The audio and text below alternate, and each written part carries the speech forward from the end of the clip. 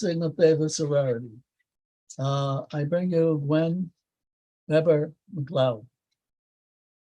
Good evening, everyone. I really did send Belinda and Van a shorter version of my bio, but thank you for going on that journey with me.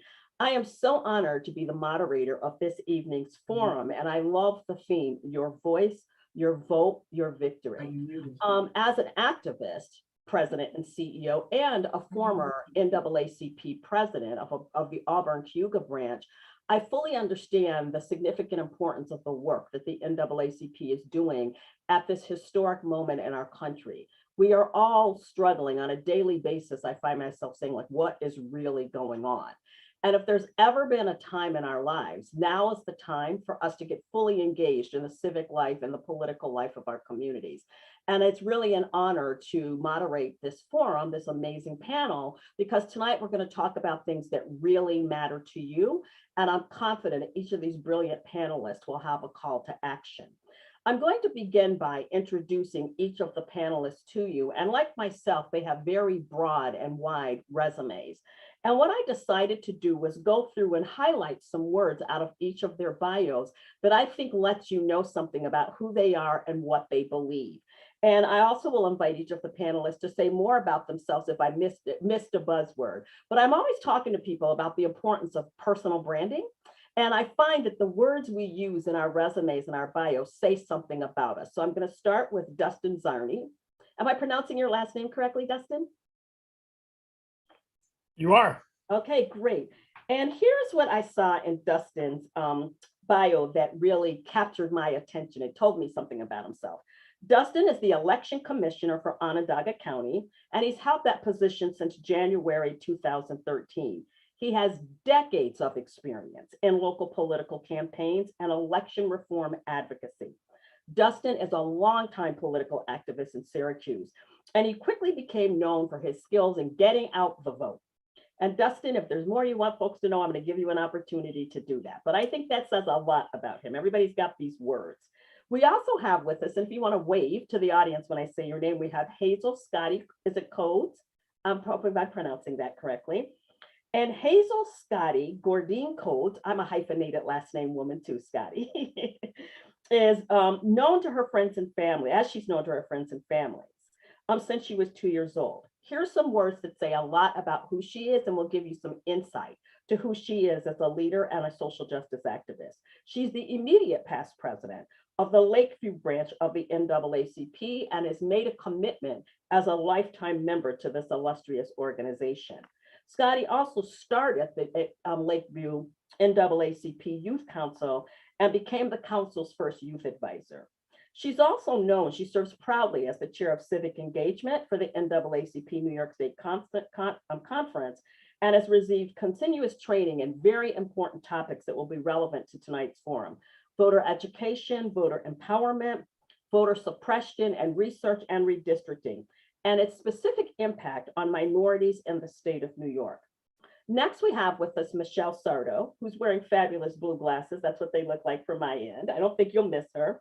And she also has been working at in Onondaga County. But prior to that, she was employed as the assistant to the town supervisor to the town of Geddes supervisor, Manuel Martinez. In 1999, she became an assistant to the Onondaga County Board of Elections. And she was also in 2012 promoted to the director of administration. And in 2016 was appointed as one of 2 commissioners for the Onondaga County Board of Directors. She served Onondaga County for 23 years, and she's alive to talk about it tonight. So we're looking forward to what she has to share. I also next have Michael Pernick. Michael, can you give us a wave?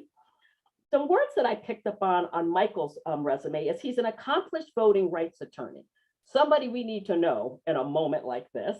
He's also litigated countless voting rights cases across the country. He served as a redistricting counsel at the NAACP for the NAACP. Is that correct, Michael? Is that one of the things you needed me to correct? I served as redistricting counsel at the Legal Defense Fund, the NAACP okay. Legal Defense Fund. Great, thank you. I wanted to make sure I was communicating that correctly. He's also has numerous successful voting right litigations and investigations, including cases that challenge the state or local redistricting under Section 2 of the Voting Rights Act. So I'm sure Michael will have much more to share. Next, I would like to introduce Frederick Brewington, and these two will be working as a dynamic duo tonight. So they're going to be sharing their responses together. And Frederick is the principal of the law offices of Frederick K. Brewington in Hempstead, New York. He he's admitted to the bars of New York, New Jersey, as well as the United States Supreme Court, the United States First and Second Circuit Courts, and appeal United States District Courts of New Jersey and the Eastern, Southern, and Northern Districts of New York. So he's got a broad perspective about this. He is a member of the Amistad Black Bar Association and National Employment Lawyers Association.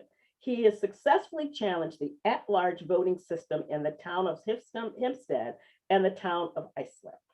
Welcome. And then we have Miss Lanessa Owens Chaplin, who is one of my favorite emerging women leaders, by the way. And every time I see her on social media, she's inspiring me to get up and take a stand on something new. So she's one of my favorite activists and one of the most brilliant women in our region. We're lucky to have her in the Syracuse area. Lanessa is an experienced lawyer with a demonstrated history of working in the nonprofit sector.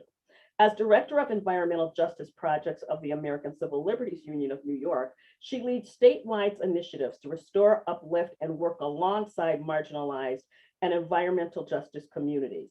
She has a specific focus on addressing environmental racism. I observe this to be true. She's skilled in civil liberties, civil rights advocacy. She also has really been central to centering the voices of marginalized communities as we in the region look at the impact of Interstate 81. She began her legal career in 2012 at one of my former client organizations, Hiscox Legal Aid, one of my favorites. And she joined the New York State Legislative House as a legal counsel and later became Deputy Secretary of Intergovernmental Affairs to the Speaker of New York State Assembly, working closely with government leaders on proposing, drafting, and negotiating policy reform. Let's see what else did I highlight. Well, she's an accomplished voting rights attorney, and that we have that good as well. The next thing that I want to say is that at Gwen, we always talk about leadership is not a job to do alone. So I'd like to take a minute to acknowledge the organizations partnering with the NAACP on this event, and then we'll dive right into the questions. So we want to thank Vote for Our Lives, the National Action Network, Zeta Phi Beta Sorority, the New York NYCLU of Central New York, the Omega Psi Phi Fraternity, and Chi Pi Chapter and League of Women Voters. We thank you for your participation. And we will remember on the way to the polling booths to make sure you use your voice, your vote, and your victory. So here we go. We're going to dive into questions. Everybody ready? We're asking each of you to keep your mics on mute until you're ready to speak. We also have the opportunity for people who are watching through the live stream or actually here live on the Zoom with us to put your questions into the chat, and then I will be receiving those from our technology assistant, Sherry Dozier Owens. I'm very glad she's here tonight to help me with this. And we're really interested in seeing what you have to say. So panelists, as you know, tonight we're really talking about this concept of your voice, your vote, and your victory. And I'd like to open up by just asking you a couple of questions that have been presented to me by the NAACP for your consideration. So I'm going to start with this question. And Lanessa, I think I'd like to begin with you. But why do you think citizens should be concerned about the status of voting rights and another topic we're going to focus on, this redistricting? Because I think a lot of times people sit at home and they watch this as news, but they don't make the connection to the impact that these issues are having on their everyday lives. So what would you have to offer as it relates to why it's important for citizens to be concerned? Thanks, Gwen, and thanks for the lovely introduction. Sorry, I'm a little under weather, so this is my voice tonight, but for those who know me, this is not how I typically sound. What I will say is I think why it's important is to connect the dots of we're really getting to the heart of, does your vote matter? And are you going to be able to determine in what district you live in, who represents you? And that's important because the folks that represent you are required to, or supposed to at least, have your best interest at heart. And so looking at, in the broader lens, the redistricting, that question now is under concern, right? Mm-hmm. With the redistricting, will you still be able to vote in your voter of choice?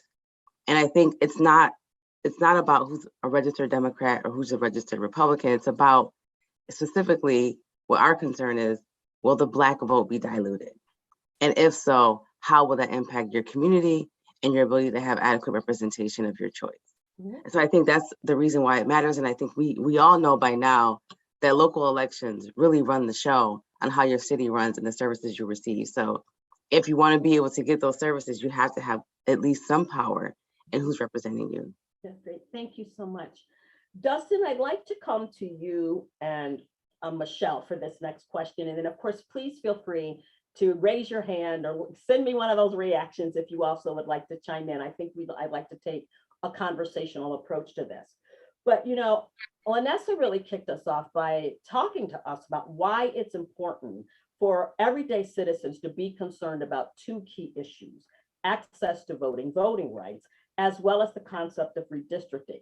But as I'm talking to people in the region about this, I'm not sure people fully understand how redistricting impacts the city of Syracuse and Onondaga County. So from your professional perspective, you and Michelle, what would you say to people about that? How can you simplify this to help people understand? I think Lanessa started to speak to it a little bit, but I think there's more to know.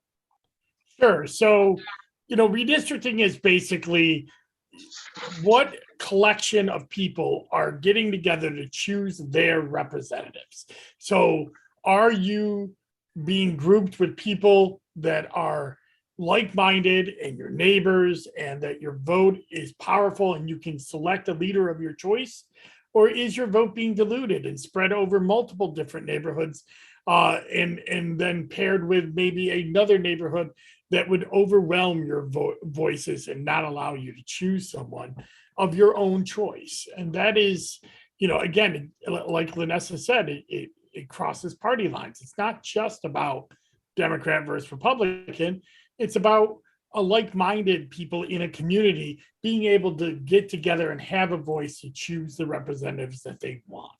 And, you know, whether that's race or religion or a variety of different, or even just neighborhoods, a variety of different things. So paying attention to how the lines are drawn, who is drawing the lines, and whether they're taking public input and making sure that they're taking into account the wishes of the people in these neighborhoods, that is very important. And you need to be engaged.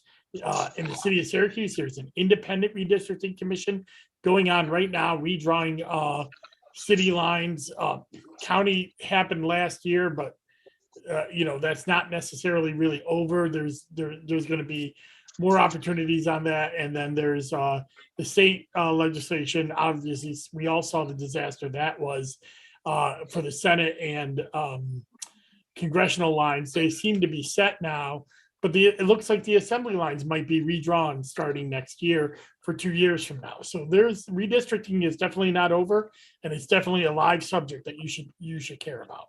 Great. And Michelle, something that I would be interested in having you speak to, and I'm sure that you and Dustin might be fielding these kinds of questions. And if not, I'm sure one or both of the dynamic duo could help with it. I'm curious about, so if I'm your everyday citizen, which I am, where would I even know to go look for information about what's happening with redistricting? So I wonder maybe if you're getting those calls, but how are you keeping yourself apprised and aware of what's going on? And what would you advise the citizens of Syracuse and Onondaga County to do as it relates to being current on the information? I would advise them to go to the Onondaga County website and look up the redistricting, and they can find information there. The county legislature, there's information there with the redistricting. We have a little bit of redistricting in our office at the Board of Elections, the information that was sent to us. And everybody should pay attention to the redistricting. And yes, I agree with voicing, you know, your opinion. If you're concerned with something, then please bring it up. Mm-hmm. I think every vote needs, every voter and every citizen needs to be considered. Great, thank you so much. And you know, as we're watching all of the dynamics going on across the country, the issue of voter suppression is becoming more and more of an issue. And I'd like to ask Michael and Fred to speak to this. And especially because of the litigation, I think people hear about the voting rights and what's happening and the dynamics around it. I'm not out, we know that people are litigating these issues, but I'm not fully sure people even understand really what voter suppression is and the many manifestations that you're observing that are catalyzing you both to take it to court. So I'll let you two tag each other in. And I didn't forget you, Scotty. I'm coming your way shortly. You always save Scotty to the best for last, right? Well, I think she's got a great location because I have something specific for her to call us to action to do. So please go. Great. Well, first of all, thank you so much, and thank you to the NAACP and Ms. Webber-McLeod for your wonderful leadership in ferrying us through this process. I mean, this whole concept of voter suppression, and we'll touch on some other things a little later, it is not new. It has some historical significance. If you'll remember and go back, you may remember things like poll taxes or literacy tests, things of that nature that we talk about historically. Well, sometimes we're just dealing with a leopard with different spots. And the realities of voter suppression happening across the country, particularly when we know that it's the states and the localities that control the process of access to the ballot, that we see that. And Michael, you've seen some of this across the country. And could you tell us a little bit about, like, for instance, you just came back from Louisiana and you were down in Florida. What kind of voter suppression actions that we're getting that language? Sure. But tell us, how that links up to what we've learned, to old tricks being put in new wineskins. Absolutely. And first, let me again thank the organizers of this event, and thank you for teaming me up with Fred Brewington. I don't know how familiar folks in Syracuse are with Fred, but as a fellow Long Islander, I and many folks here view him as the Thurgood Marshall of Long Island. So it's always a delight to get to team up with Fred in litigation or in panels and events like this. So as Fred mentioned, I was recently working in the South, in states like Florida and Louisiana, pushing back against racial discrimination and redistricting, pushing back against voter suppression. Florida is a great example of how the voter suppression efforts that we would have hoped are in our nation's history are still present to this very day. Florida, for example, always made it easy to vote by mail, always made it easy for people to send in their ballot by mail. Historically, the only people who voted by mail in Florida were white.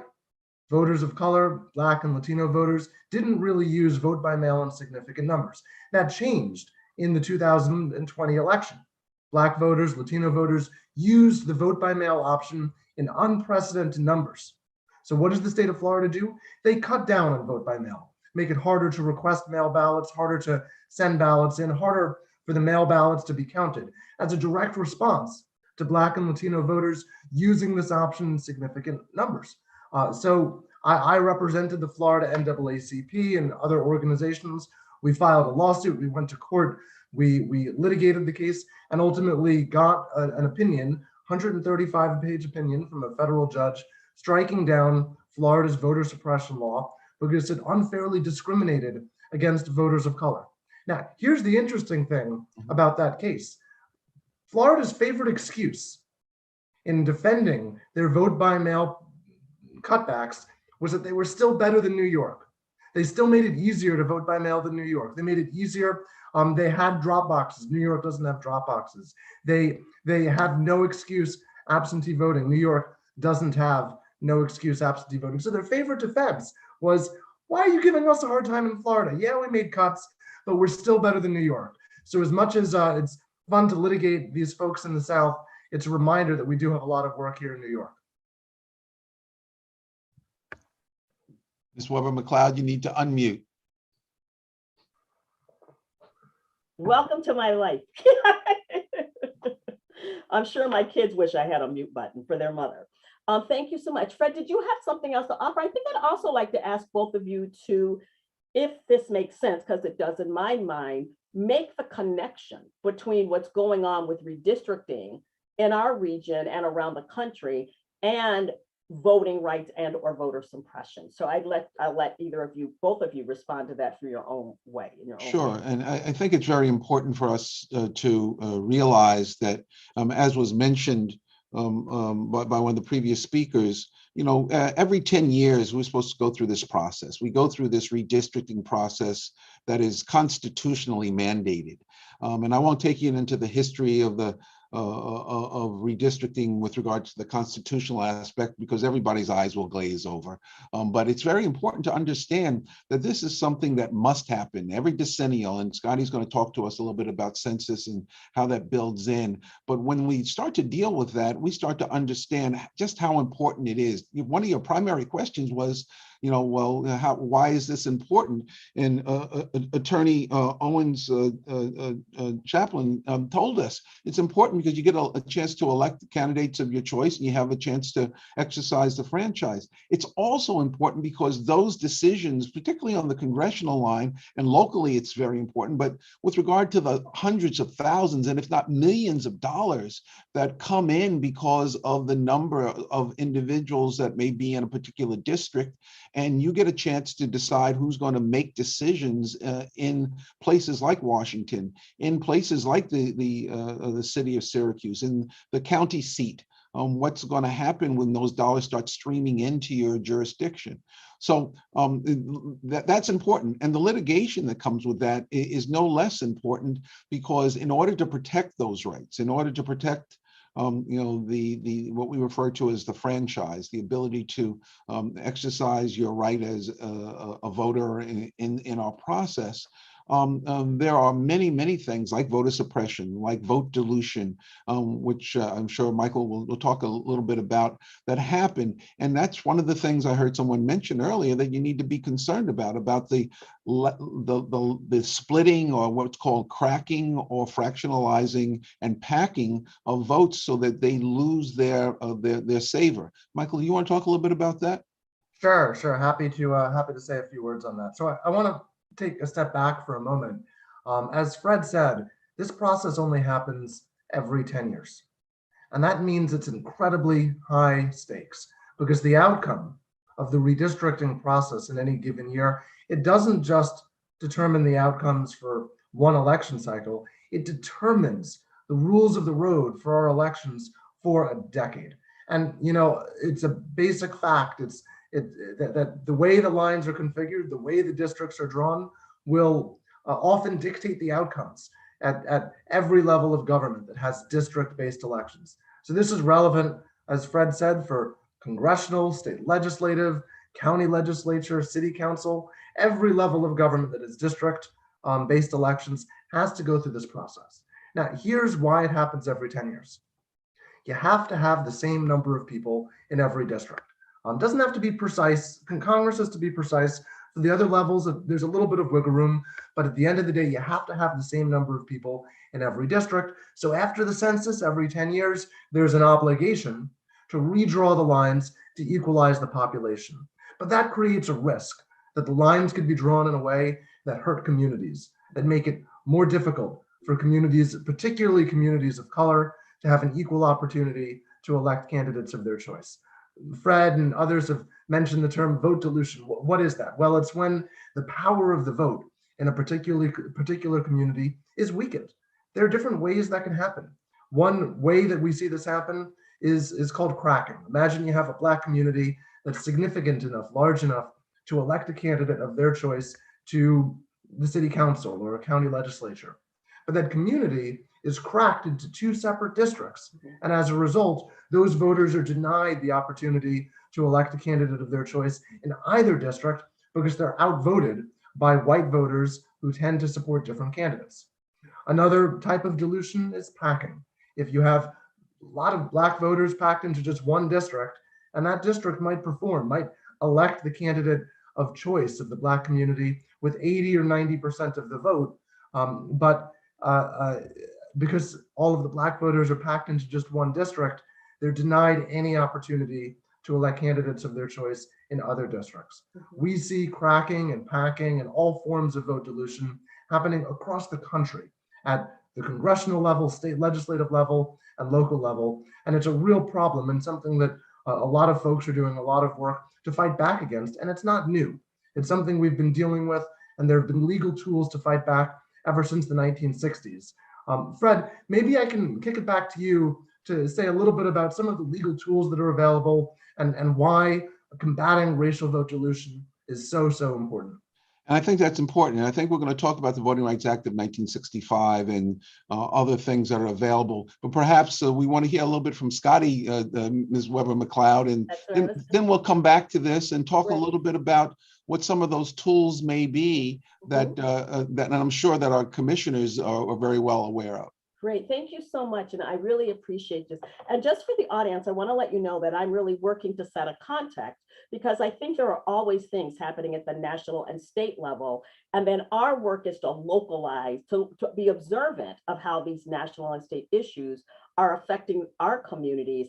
And then what are the local strategies? So in that spirit, before I pass it to Scotty, I also want to introduce that Mr. Charles Pierce Al is on with us this evening. He is a member of the local NAACP Civic Engagement Committee, and he also is a member of Onondaga Votes. And so I don't want to surprise you, Mr.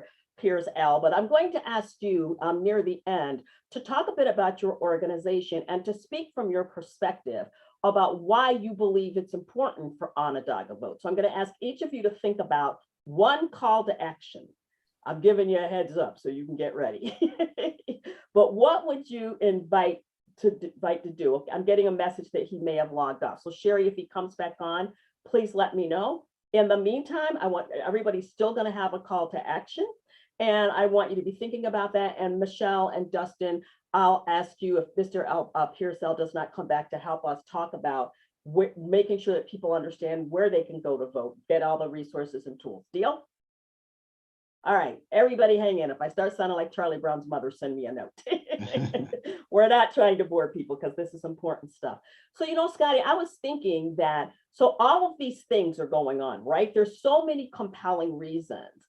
If you watch 5 minutes of the news every day, for someone to believe that it's important for them to be politically involved. I pride myself in being a super voter. Myself, my kids, we all vote every single election. And when my kids turned 18, a voter registration card was their birthday card. And then my husband and I would sing old civil rights songs, and they'd tell us, we know we're standing on the shoulders of a bunch of Black people who created the opportunity for us to vote.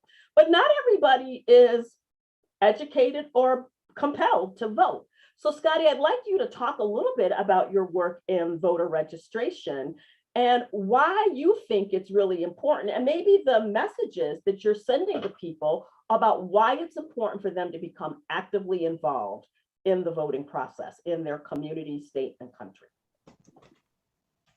Well, the two, Fred and Michael, and who was the first speaker? Vanessa. They all said so many things that I could say. Mm-hmm.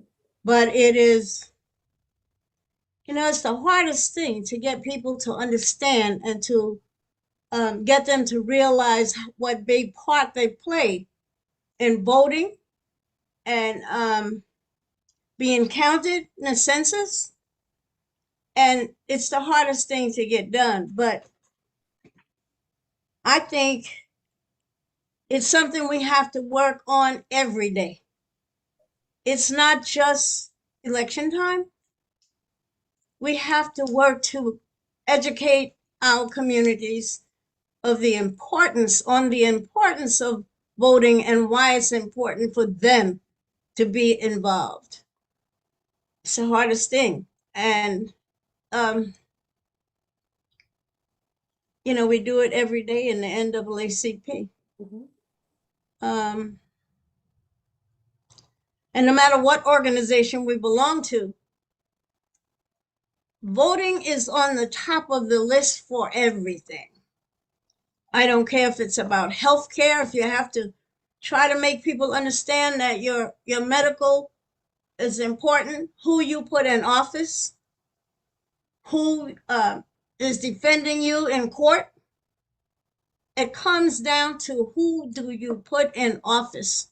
And it's very important for us to start at the voting power that we have. I find it's the hardest thing to do, but we got to keep doing it. Yeah. Thank you so much. Now, there's a part that we ignore, I think, in New York. Voter suppression has been, 48 states have put in negative voting rules, voting laws. And you know what? Right under our nose in New York, we have voter suppression like you wouldn't believe. It's awful. They're now talking about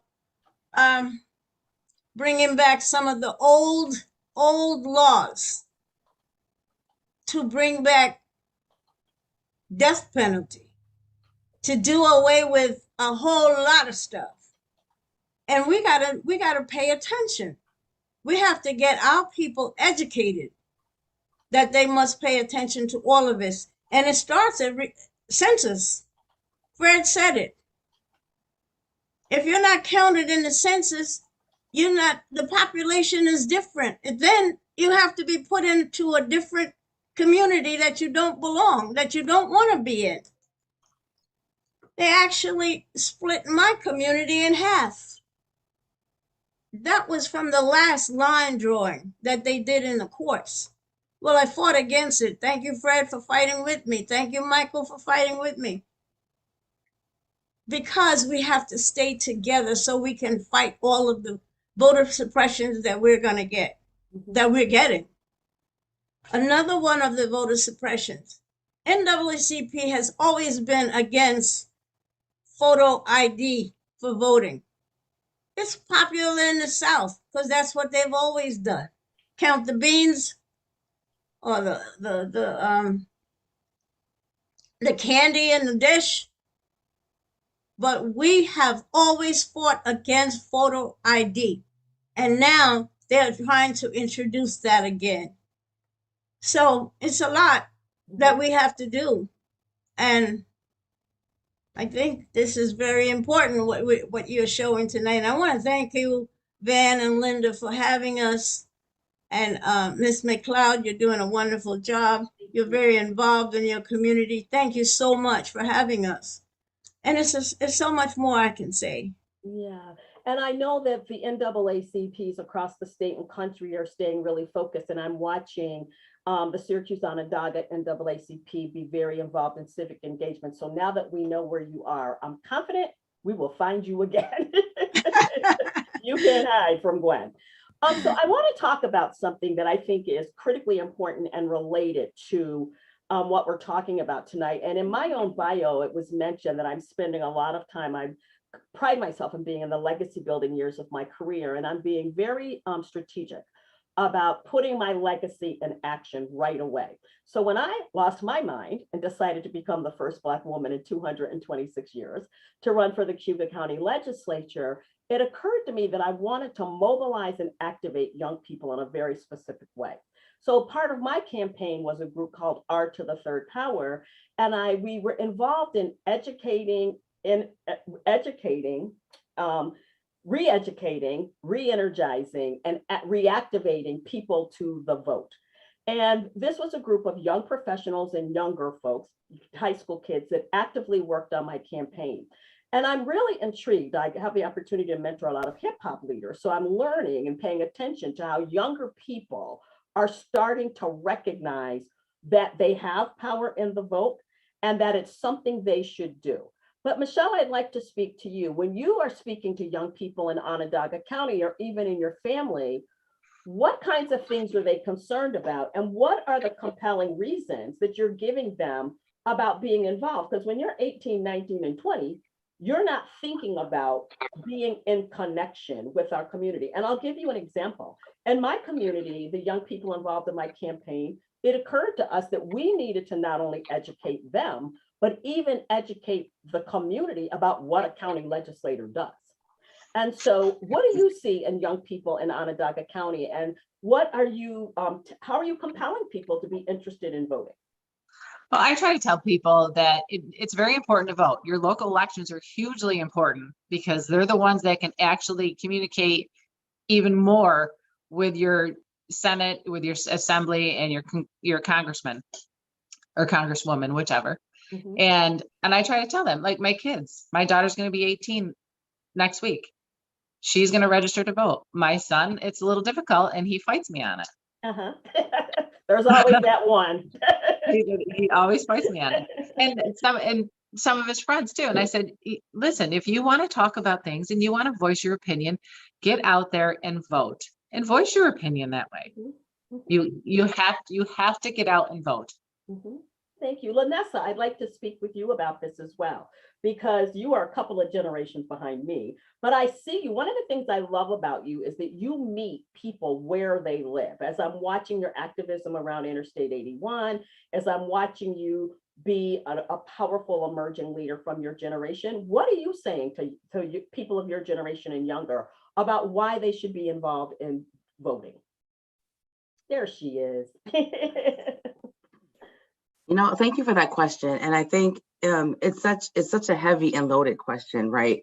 Because there are a lot of impacted communities. Specifically, I'll talk about Black and Brown communities that simply do not trust the voting process, simply do not trust the government, simply do not trust the state, and simply believe that everything is set up, right? And they have this conspiracy theory, and you want to validate their experience because they have experienced decades, right, of oppression and suppression. So it's a real lived experience. So when they say my vote doesn't matter or my voice doesn't matter, you don't want to be dismissive, right? You want to validate, yes, I understand how you feel that way. Yes, you have experienced oppression by the state. Yes, you have been done wrong, right, by our government who's supposed to be protecting us, right? But you have to always consider, and I don't remember who mentioned this, it could have been Michelle, but there are 49 states fighting really hard, including New York, to stop you from voting. And so when you see this type of concerted effort to suppress your vote, you have to understand the context behind that. Why are these states fighting so hard to protect your vote? To suppress your votes, right? Why are the polls being missing in Black and Brown communities, right? Why are folks in Black and Brown communities waiting hours to vote because they have one polling station? And I'll give you an example in Syracuse, New York, where we had an issue a few years ago at one of our local polling stations in a Black neighborhood where folks were waiting 2 and 3 hours to vote, right? And then you go to another neighborhood that's predominantly white and well-resourced, and you're walking in and you're walking out because they got a polling location at every block, right? And so you have to look at those things and say, why are they fighting so hard for me to vote? Because your vote does matter. Because we actually have the ability to change the way policies are written, change the way laws are written, and change the way your direct life is impacted. And I think sometimes we think of voting on this broader scale of a president, and it's not going to trickle down to me. We're talking about direct services on how your life is impacted. And you have the ability to control that if you vote for your local legislators, who then vote for, who then build out and support a party that you believe in or a movement that you believe in. And so when you're thinking about issues in your life and issues you can identify, I think as Scotty mentioned, like your healthcare, you should think about, well, who's sitting in that position to help me get access to the things that I need. And it could be something as simple as you got a pothole in the middle of your street. You got a stop sign that's down. Who do I call to fix my stop sign? Who do I call to fix this pothole that I've paid $235, to get my rim fixed or get a new tire, right? Those are your local elected officials, and they impact your daily life. And if you don't have control to choose who you want that representative to be, then you don't have control over what kind of services you receive, and it impacts your quality of life in a real direct way. And I think that's the part that the message that I would want to display to the youth, that it really impacts your daily life and you have to vote. And the only way to try to rectify some of the complaints you have is making sure people in office care about your community. And the best way to do that is to ensure they're from your community and they have to answer to you because they live in your neighborhood. And you could talk to them, you can have conversations with them. You might know their parents, you might know their cousins, their aunties, right? This is the kind of narrative that we want to create when we're talking about local voting power. Absolutely. And thank you so much. I always say that, I always say this out loud. If we are not at the table, we are on the menu. And I just survived reading 1619 or listening to it. It took me a while because I was from pride to angry every time I listened to a bit of it. But they speak so much to the connection between voting and our every single day life. So we're at about almost at 6:50. So we have about another 10 minutes. And what I'd like to do would be to just invite each of you to share with us a call to action. If you could inspire people of all ages in Syracuse and Onondaga County, in your own communities, to do at least one thing over the next year that would help them understand the importance of paying attention to voter rights and pay attention to redistricting, what would be the one thing you would encourage somebody to do? Dustin, I'm going to start with you. Well, the first thing I'm going to ask you to do is make a plan to vote. It's not just important to, say you're going to vote. You have to will that into action, because we know we live busy lives. Things come up. People get sidetracked, and then all of a sudden it's election night. The kids are in bed, and or you're busy cooking dinner, and you forgot about it. So take advantage, know what you need to do to vote. We have lots of options right now in New York. You can do absentee balloting with the pandemic excuse for 2022. Yes, no fault absentee did not pass, but right now, this year, it's basically no fault absentee, because anybody can use the pandemic excuse to get an absentee. Know where your early voting locations are. We have more early voting locations in Onondaga County than ever before, more hours than ever before. So know where they are. Go to onvote.net. You'll find out where they are and the hours that they're open. And then, of course, know where your neighborhood polling location is. If you choose to vote on election day, give yourself a couple of hours to be able to get in. We usually have pretty good lines, even in presidential years, on election day in Onondaga County, in the sense of, like, we get people through pretty fast, but there could be a machine problem. There could be an issue. And if you leave, you may not come back, and that will be your last chance to vote. So make your plan, know your schedule, know what you need to do, make it a priority in your life. And you know what? Bring the kids down. We don't mind. We love to have the kids see people vote. Thank you so much. I went to Justin like first to because jump he in. has to leave us at 7 o'clock. I was just informed that we have a little more time, but I want to still stay with this question because it will lead me to something else. So Scotty, if you could invite people to, what one thing you would ask people to do? And before you do that, Scotty, I want to say that what Dustin is talking about is critically important, because on election night, there was a 1 vote difference between myself and the person I was running against. And when it finally went through the absentee ballots, I wound up losing that campaign by about 14 votes. And even in little old Cuba County, we started to watch voter suppression type activities coming into play around my campaign and the campaigns of 2 other women. So when you think that your vote doesn't matter, I was 1 vote away from being elected to that office. So making a plan to vote is critical. Scotty, what would you say? I agree. Making a plan is very critical. Very. You have to have a plan. How do you navigate through the community to get your person elected? But you know what? At the point that I am at now, the 2 words were used quite often tonight. Begin to listen. And I think some of the people that we put in office, we have to pay attention. They don't deserve to be there. So I think we have to pay a lot of attention to who we are putting in office. Tip O'Neill said all elections are local, and that is the truth. Although my love is in the national, but all elections are local. And who we put in office. There are people who are running in this 2022 election that will move into a district just to get elected. They didn't do anything when they were in the district. We have to now start to pay attention to everybody and what they bring to the table. I am older. I'm not looking for the friend to run. I'm looking for someone who's addressing the issues that concern our community. I'm going to say this real fast because I know we're running out of time. I was approached before the courts and the masters drew the last line to take the district that I live in and put it in a conservative district just to help one candidate win. I'm not cut from that. I'm not, no. I couldn't do it.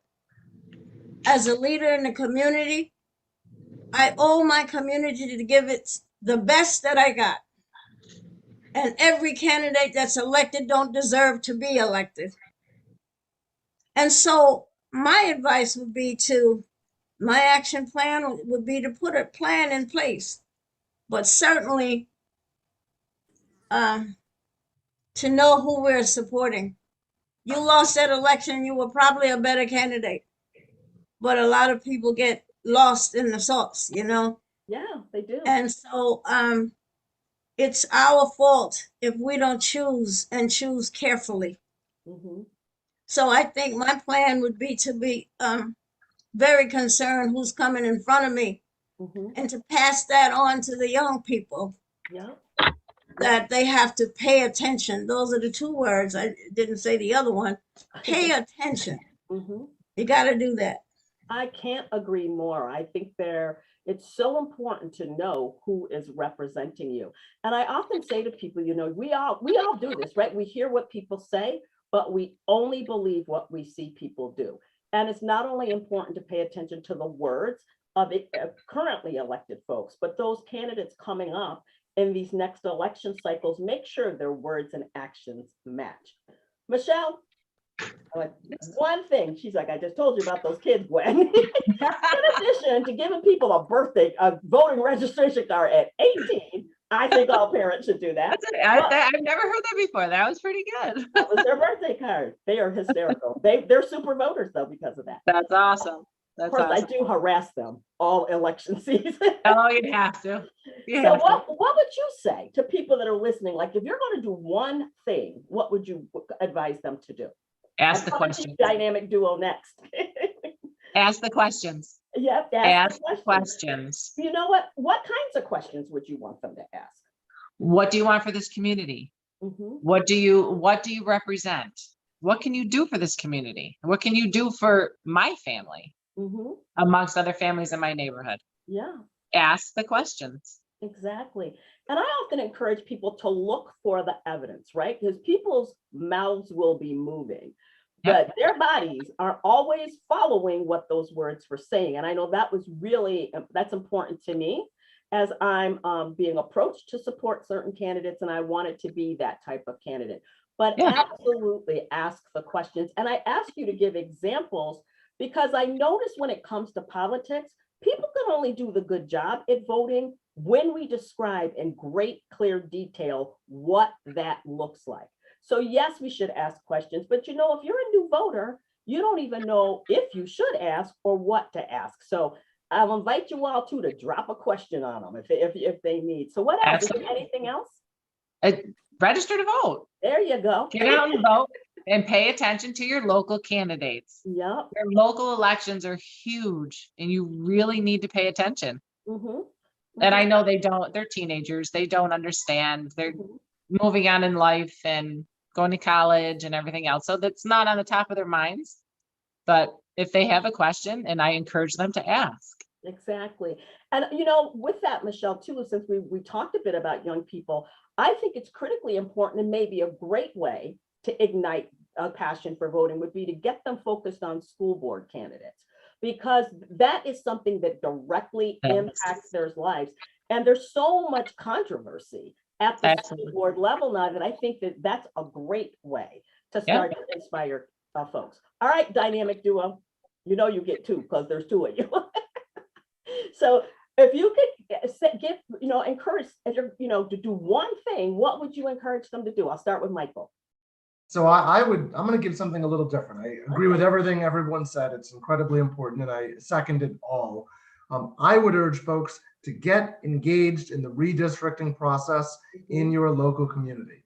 I just went online and checked out the website for the Syracuse City Independent Redistricting Commission. It's great that Syracuse has a citizens commission here on Long Island. I serve on our advisory commission for the county redistricting, but we don't have an independent commission like Syracuse. You should get involved. The next meeting, it says that there are 2 meetings coming up, one on July 20th, one on July 21st. So show up, make your voices heard, review the maps, review the proposals so you understand how your community would be affected. Talk about what makes your community special. Talk about what you need your elected officials to do or what they're not doing for you and why it's important to have lines that give your community an opportunity to have its voice heard. So that's what I would say. Get involved, get engaged in local redistricting, and there's an opportunity coming up to do just that for folks in Syracuse next month. So Sherry, I would invite you either in the chat or as part of editing this and making sure once you put it up to put the link to that event if you could. And I know the NAACP is really actively involved in that. And the other thing I think would be helpful is that redistricting is a complex concept to grasp if you're not that engaged. I even find myself having to think about it on multiple occasions to get a handle on what it is. So Sherry, also if there's any additional resources that make it simple, a simple way for people to understand the redistricting process and why they need to be at the table or they'll be on the menu is a really good thing. All right, Frederick Brewington. Thank What you. you got? Well, I too, like Michael, agree with everything that everyone has said, particularly with regard to staying involved and vetting the candidates that are out there. I think that can't be. I think Michelle said it. Ask questions. If they don't say what you like, push them. Get in their grill and make them understand that you're going to take them to the hill. I mean, you got to really, really ask some questions that are really going to get some things. But let me just turn the page, because there's another thing that's happening right now in New York that's exciting. I want people to remember those clips that you saw of fire hoses and dogs that were biting people, that were protesting for voting rights, that were protesting for full rights, and Dr. King leading people through the things that led to the growth and the strength of the NAACP being the most feared and revered civil rights organization in the world. So that is so important. And what do we have going on in New York right now? We have the John Lewis New York Voting Rights Act waiting to be signed by the governor. It opens up a whole new doorway for us as litigators to try and make changes here in New York.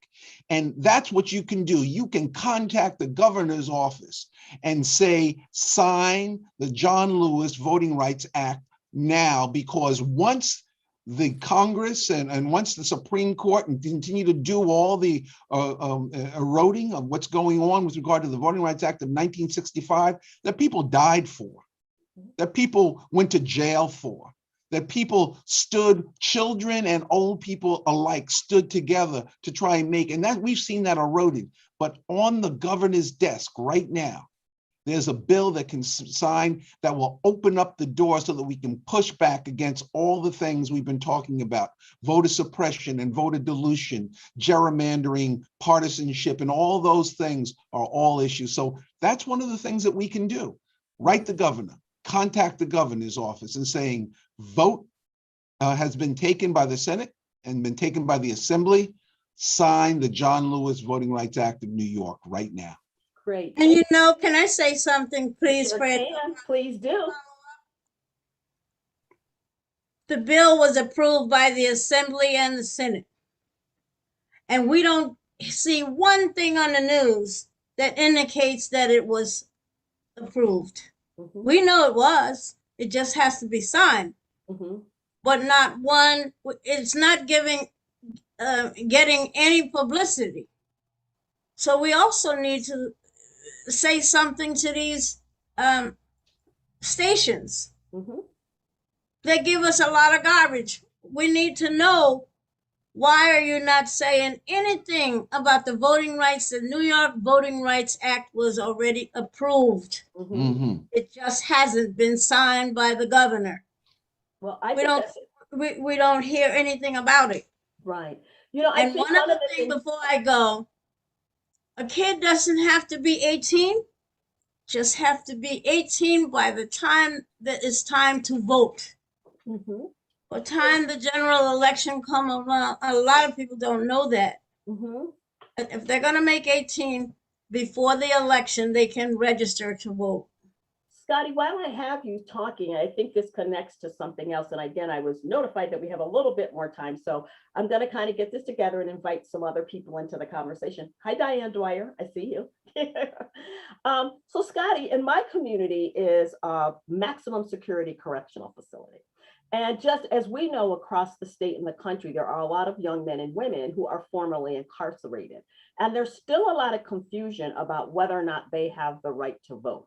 And I believe that everyone that has the right to vote should activate it, but I think we need to dispel the mythology around that. So what is the specific ruling around that? So if there's someone listening, that we can encourage young people to re-engage with their communities by becoming active voters. People who are incarcerated and have not been convicted can vote. Mhm, We have to entice our candidates to reach out to them. mhm, They're like the forgotten population. mhm, And if you've been convicted, that's a different story. mhm. But if you're waiting for a trial or you're waiting for whatever reason, but you haven't been convicted, you can vote. Candidates do not reach out to the incarcerated for anything because it's a forgotten community. Mhm. And that's what we need to do. Every year I put out formerly incarcerated can vote. Mhm. The NAACP fought to change that, and it was changed. Yeah. And so if you've been incarcerated and you have no more issues, you can vote. But we need to entice our candidates to reach out to them. Mhm. Well, I'm hearing the makings of a very targeted and strategic community education initiative here, Syracuse folks. They're like, Gwen, like we need one more test to do. I'm just saying, we got to make some moves, right? So Yes. what I'd like to do would be to, I want to, like I said, I think it's very important to localize these state and national issues. So is Mr. Pierce L still with us now? Yes, I am. Great. Welcome back. I heard you got kicked off. I was worried about that happening to me too, sir. So glad you're back. So as I previously mentioned, Mr. Pierce L is a member of the NAACP Civic Engagement Committee, but he's also involved in an organization called Onondaga Votes. And since we're really trying to mobilize and motivate people in your immediate region to get involved, would you please tell us a little bit about that organization, some of the work you do, and then I'm sure I'll have a few questions for you. And other panelists, you know, drop something in the chat if you want to engage as well. So the floor is yours. Well, what I do voter education versus voter registration with Onondaga Vote. And not only that, with Southside Homeowners Association, which I am the founder and the chairperson of that organization. Mhm. So my thing is I educate young people and older people as well about how important it is to vote and participate. And I ask them all to get engaged and understand the Constitution of the United States, because the Constitution gives us, we the people as the government versus our elected officials. We allowed our elected officials now to think that they are the government. So they create a lot of disparity among themselves, as well as take away from the real people who is the government. So, you know, those things that I'm very adamant in working at, and also educating our communities, particularly our children, even in schools. The schools got to get back into teaching our young people about the Constitution. When I was a young man among that, I could remember we protested apartheid. The students were very active and participating in that, and understanding that collectively we have a lot of resources that we're not buying in our community across the board. And for instance, even I just recently introduced when the governor came here, and Charles Schumer, the senator, and Gillibrand, when they were here, I even gave them a solution to the gun issue that we have here in America, not just in New York, but in America particularly. And the reason I did that is because before I retired from Chrysler after 30 years, 60 Minutes in 1996 and 97 or 97, they did a interview with Winchester Manufactory, which is located in New Haven, Connecticut, where at that time they had a prototype gun. If I came into your house and robbed your gun or rode your gun from anybody or took it from an officer, I couldn't use it because it was designed by your fingerprint. And the NRA, because of the population and the money that they have, they stopped that. So it never got discussed about with the Senate or the Congress. But that is the only solution that we'll be able to take where and get guns and safety to our children, especially our children in the school, even young adults, like the slaughter that happened in Las Vegas and the churches that they go into. And that area came to my mind. I thought the way they regulated the Tommy gun and the so-called machine guns and the sawed-off shotguns in the 20s and 30s with the so-called mafia. And they gave those folks 10 to 15 years to get all those guns out of circulation. So if you didn't get them out of circulation, you got caught with one, you were automatically getting 15 to 20 years, regardless, no excuses. And we should do that with our population in today's society. Not to say that they don't have a right to bear arms, but the arms, if you got 16 weapons in your house or 5 or 4, you turn those in and we will give you one with your fingerprint to replace that. So, and you destroy those ones that you didn't have. And even these guys up in the mountains and stuff that are making guns, they get caught with a gun that don't have their fingerprint on it, then they're going to get the time as well. That's the only solution right now at present that can stop a lot of the stuff that's going on. But the NRA stopped that from happening because, you know, they have a lot of paper in their apply, so they pay off a lot of so-called politicians, our politicians. And we just got to make sure that our politicians understand they are not the government. They do the will of the people. And when Congress and the Senate was first performed, if you're not in session, you shouldn't be in Washington, D.C. getting paid, or you shouldn't be somewhere. You should go back to your home state and you should get you a job like everybody else have. The last year of President Obama's administration, Congress was only in session for 90 days. We paid them for 365 days. I worked at Chrysler. I couldn't just work 90 days and get paid for the rest of the year. You know, so those are the type of things that I look at, and I work for my community. And I have three questions that I want to submit to the rest of them and the committee and the panelists, and anybody can answer them. Okay. So I got 3 that I'm going to read off right now that I have, and they're very interesting to our community. The first one is redistricting lines that may not include schools in our district make residents not eligible to have their children go to the school that is in their neighborhood, but no longer in the district, such as ITC, even if they are in another district, according to the new lines drawn from the city of Syracuse. That's number 1. Second question is, and anybody can answer and take up on it after I get done.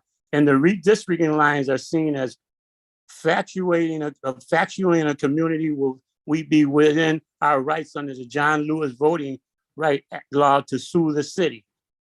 Considering the placement of the lines in a district such as Southside, which is the 4th district, is the area 181 located in the Southside. Upon dismantling, we know that the numbers will change. However, it is still considered the Southside. And the last one is community will share interests. How can we ensure that it can remain untouched without any line drawn to put it in another district? If not, why? So those are the 3 questions, and anybody can answer them and stuff. And I even talk about the roundabout that going in back of Martin Luther King School. I still think it's too dangerous for the children because the summer school is going to be out pretty soon. The roundabout's you're going to have from a 2-way traffic lane in back of that school, which where your children are all over that area, and I'm Van Buren, that it's just an accident waiting to happen because they're making it a 4-way driveway now, 2 going up and 2 coming down. And the best location, and it's on record, I put it on record for the Federal Highway and also for the New York Transportation, the DOJ. I even put it on record. The best location for that roundabout in the city of Syracuse is on 81 481. And I say that off of Brighton. And I say that because Syracuse University, when they have special events or they have football, baseball, or hockey or whatever they're doing up there, when the children and the family exit from there, they come from Comstock to Janesville Road to 481 to exit out of the city. And when I brought it up in a meeting, some of the people up in that area said, well, it's private property and we don't want it. We don't want traffic coming that way. Well, if you don't want traffic coming that way, why are you allowing traffic to exit that way? And I'm saying, you put the roundabout back in that area because there's no schools over in that area. There's no housings over in that area. Just like in Baltimore, the Baltimore Loop in New Jersey, New York, Philadelphia, where they got roundabouts. There's no children playing in those areas. There's no houses in that or businesses in those roundabout areas. And over there in that location, they don't have that over in that location as well. Well, I think the community's lucky to have someone who's not only advocating and being an activist, but offering up solutions. So I kind of heard two things. And so I'm going to separate them and see if I can get these resident experts to answer them. So Michael or Fred, I think I was hearing Charles say that he's curious about the impact of redistricting on where children would be allowed to attend a school. So if something gets redistricted in the redistricting plan, will that impact where children go to school? Will it split up a community in that way? Am I making sense? I understand your question. Picking up what I was putting down, Mr. Brewington. Sure. It makes a lot of sense. The drawing of school lines, I mean, then it becomes really, really uniquely local. When we start to deal with lines and in each jurisdiction, counties, or for instance, on Long Island, in places where there's no centralized school district, the districts are guarded with fang teeth and machetes, where people are drawing bright lines from one district to the other. And that's why we have such a divergence of available resources from one district to the other. So the drawing of those lines becomes something that is hard fought for and is oftentimes maintained. That might be something that the Board of Elections wants to speak to. But I do want to tell you that the issue of the Voting Rights Act and the John Lewis Voting Rights Act being applicable to districts such as school districts or the city council or county legislature is very much a reality. It's very much a reality. Even now, the Voting Rights Act Section 2 can apply to districts where there are no, there being school districts where there may very well need to be districts and they are still voting at large. So the reality is, to answer the brother's question, is that we will hopefully be able to see that come down to the micro level where there can be an impact by bringing voting rights cases. And Michael? I think you covered it well, Fred. I wouldn't add anything to that. Good, thank you. I'm glad you were picking up what I was putting down too, Michael. Getting to be that most wonderful time of the evening for me. So, Lanessa, are you still there? I'm here. Thank you. I know you're not feeling well, so I'm gonna try to take us to the bridge here in a minute. But I've watched you do such amazing work educating people about I-81 and its impact on the community. And there's an essay in 1619 where they really talk about that. They're talking about the traffic in Atlanta and why the traffic pattern in Atlanta is the way it is. And a lot of it has to do with redistricting and wanting to keep communities segregated. And also there was a documentary on PBS called Driving While Black. And it was really at the high level about the experiences of Black people traveling America. And then they get right down to where they're locating these interstates and how that affects the Black community. And in the 1619 essay, they mentioned Syracuse and I-81. So Mr. Piers L was just talking about some of these dynamics where things are being located with that. So as you were listening to him, what was going on in your head, your heart, or your gut about this? Well, a few things. First, talking about the voter education and how important it is to make sure that folks that you elect are in your best interest. But also, there's a fine line that we have to balance between being only willing to vote for the perfect candidate or not voting at all, right? And so people have become really issue-specific folks. And so if a candidate does not care about that issue very specifically the same way that they do, then they'll opt out of voting altogether.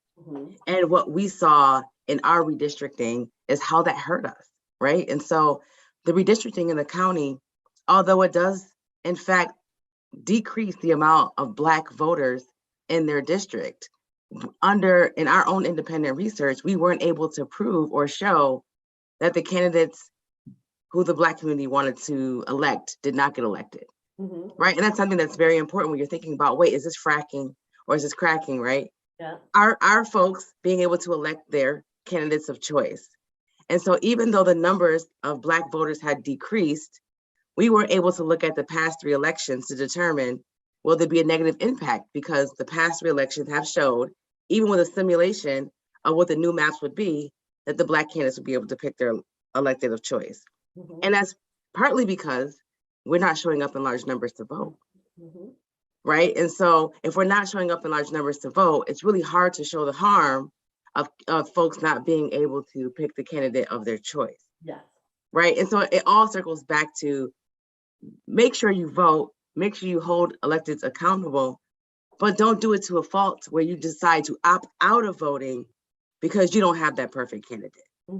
And I think to Charlie's point, right, the DOT does not have the perfect plan, right? And we can nitpick their plan as they are state officials, not elected officials, right? We can nitpick their plan and we can put pressure on our elected officials to put pressure on our state officials to make sure that they're coming up with the best possible plan. And so what my gut tells me when I hear Charlie talking is a great reminder that there's still more work to be done. And there's still ways to hold our electeds accountable. And as we're entering into this congressional race, it's more important now than ever to make sure we're electing those people that support this ID1 project, because in large part, it's a Federal Highway Administration project. So our federal elected officials are going to have a lot of weight in what we tell them to do. So making sure that we're going out and voting for our congressmen, congresswomen that are running this session, and making sure that we're having these conversations around ID1 with them so we can get the results that we want. Great. So I feel like a pastor, right? I've been wrapping up like 2 or 3 times now. You've been to Black church, Michael? You'll know what I'm talking about. You know, they close and then they close and then they close. So I'm really sliding into 9 minutes left. So I like to pose this question to people that I'm speaking with lately. You know, as I'm observing the condition of America, I find myself not feeling hopeless, but there are a lot of times I've been feeling helpless lately, like Buffalo and Uvalde sent me to my room for about 2 days. However, I know that I can't stay there because I truly believe that I'm not at the table, then my community will be on the menu. And one of the things that keeps me inspired and going is like I lay my eyes on my grandsons and feel like know that I'm historically obligated to stay in the fight for them. So I think about this a lot. What is the future calling us to do? And I'd like to ask you to either think about that or to share your aspiration. When you're looking 20, 10, even 10 years ahead, what do you hope to see? And because I think it would be so easy to fall into hopelessness right now. But I think if we can have an aspirational vision for the future, what do you hope to see? So as it comes to the idea of redistricting and voting rights, what do you think, what's the future calling us to do? I will start with, because I think Dustin and Michelle left. I'll start with you, Michael, since you were able to ditto Fred's last answer. I love this question. What is the future calling us? What does the future hold? What do we want the future to look like when it comes to the right to vote? Honestly, I want this to be a conversation of the past. I want this to be something for the history books. When we think about the right to vote, it's that foundational issue that leads to outcomes in every other issue, any issue that you care about, civil rights and criminal justice, economic justice, the environment. We would never get our voices heard. We would never be able to make progress. We can never make progress if the right to vote is under threat, if the right to vote is under attack. It's one of those transformational issues that we have to get right. It's a threshold issue. And I hope that in 10, 20 years, we can talk about, oh, you remember those challenges in the 2020s where we were still dealing with voter suppression and racial gerrymandering? That would be the dream. And there are ways to achieve it. If we can get federal legislation, the John Lewis Voting Rights Act at the federal level, which did not pass, that would be a really good step. If we can breathe new life into the Voting Rights Act at the federal level, if we could change the culture around voting issues. Right now, this should not be a partisan issue.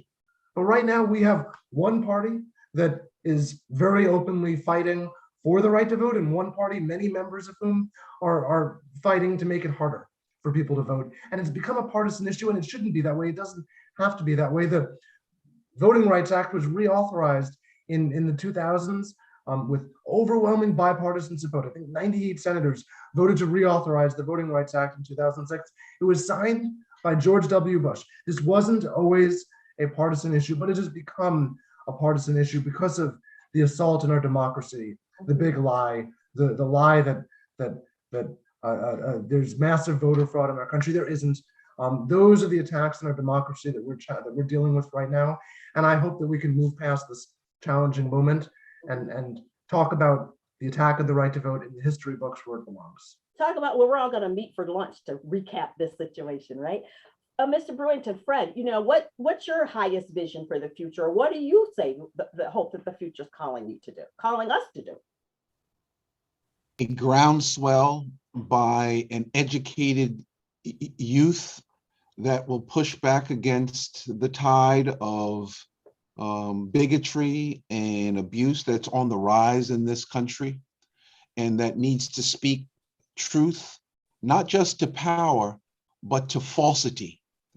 Because it has become such a sense of okayedness, and I just made up a word, okayedness, with things not being truthful and things not being accurate, and being okay with, oh, well, that's just the way it's going to be. No, there is a responsibility that we have to allow the truth to be told. So when we hear, don't teach about slavery in high schools or in elementary schools, and we hear concepts of not being able to talk about individuals based on their sexual orientation from state to state, and be truthful about what we are and who we are and what we are as a nation and as a community, we fall into a depravity of our own souls.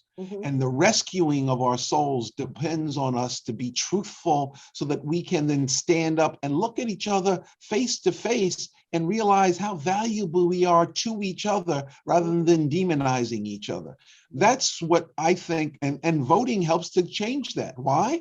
Because we can get some of those crazy hoo-has, and I'll say it, out of office that don't need to be there, and get some people that are going to really govern.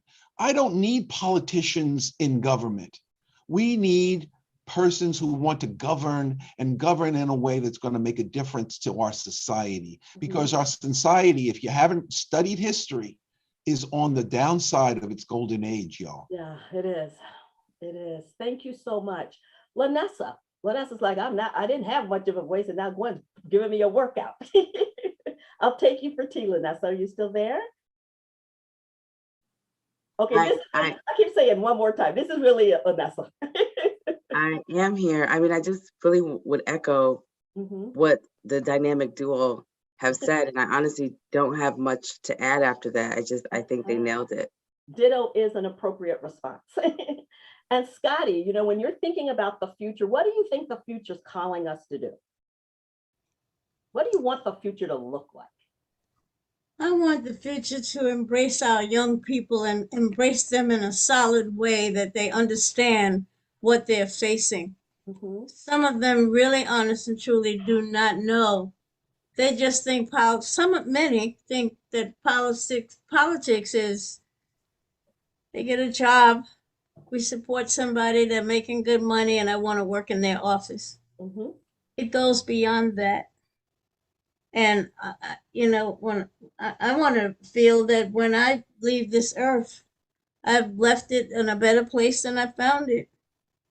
And we have to embrace our young people. And Fred talked about, and Michael, about the hatred that's being spewed amongst us. It's awful. It really is awful. And you know what? The sad part about it is that they're not all. Some of them look like us because they've been bamboozled through the years of just thinking that it's of being important and not important to the community. I've actually become, I don't know, I don't refer to them most times as elected officials. They're public servants. And when they come to my forums, I want to know, why should I hire you? Because that's what we're doing. We're hiring you to do a job to represent your community. I don't care what color you are, but many of them look like us that's not doing anything. And we have to face truth to power. Yeah. We have to speak truth to power. Absolutely. We're living in such difficult and challenging times. My mom is 90 years old and said, Gwen, I've seen a lot of stuff in my life, but what's going on in this very specific moment feels dangerous and different to me. So if my 90-year-old mom is thinking that, I can only imagine what other people are. And we don't live in the bayou, but we have some communities that's just like the bayou. Yeah. And those people who are running for office need to go there and seek their help. Promise them something. Listen to what they have to say. Yes. When I'm organizing, I'm doing it for not just New York, because New York is in a terrible shape also. But we think we're not, but we are. Right. I do it like Michael said. He was in Louisiana and Tennessee and Texas and wherever he was. But what about the people in the woods in South Carolina and North Carolina and Virginia? They don't know anything about politics. These people need to reach out to these people. They have grandchildren that need to know the truth. Absolutely. And I've been given the note by Sherry. Thank you so much, Sherry, for keeping me technology sound here. And thank you, Mother Nature, for not knocking us all off with no power. I'm going to just wrap up the conversation. And I just want to thank everyone for taking time to join us this evening. We all live very busy professional lives. And then when you throw activism on top of that, I'm a firm believer that we have to all get into the energy conservation strategy. I just want to say, as your moderator, and then I'll throw it back to Van and/or Linda for a closing comment, that it's been a real honor to spend this time with you this evening. And as I mentioned, I've been really ping-ponging between feeling helpless and avoiding hopelessness, and spending time with you, people that I consider my colleagues and brothers and sisters. I call our freedom fighters. I'm a proud freedom fighter. Has energized me. And so I will make the commitment that I will continue to do my work and be out here in and on my purpose, because I know I'm historically obligated to make a difference in the world. I live in Harriet Tubman's chosen hometown, and my house is located between her gravesite and her last home. So every day I feel that little woman's spirit all around me. And I feel like if she didn't give up, then I have no business even thinking about it. So I want to thank all of you for joining us. And I hope that the audience was inspired to do at least one thing to make a difference, because in the end, I firmly believe this. We are in this together and we need each other to survive. So please continue to educate yourselves about your voting rights, about redistricting, and at least make a commitment to do one thing. And if you can't do it for you, do it for the children who are the future leaders of your community. Thank you so much. And Van or Linda, I'll give it to you for a closing comment.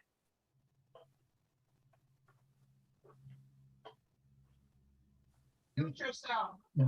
Thank you, everyone, for attending tonight. And there's only one message I say to you when you go home. Those you meet, those you greet, your family, friends, and neighbors, tell them your voice, and your victory. Good night. Good night, everyone. Thank Good you. night. Thank you.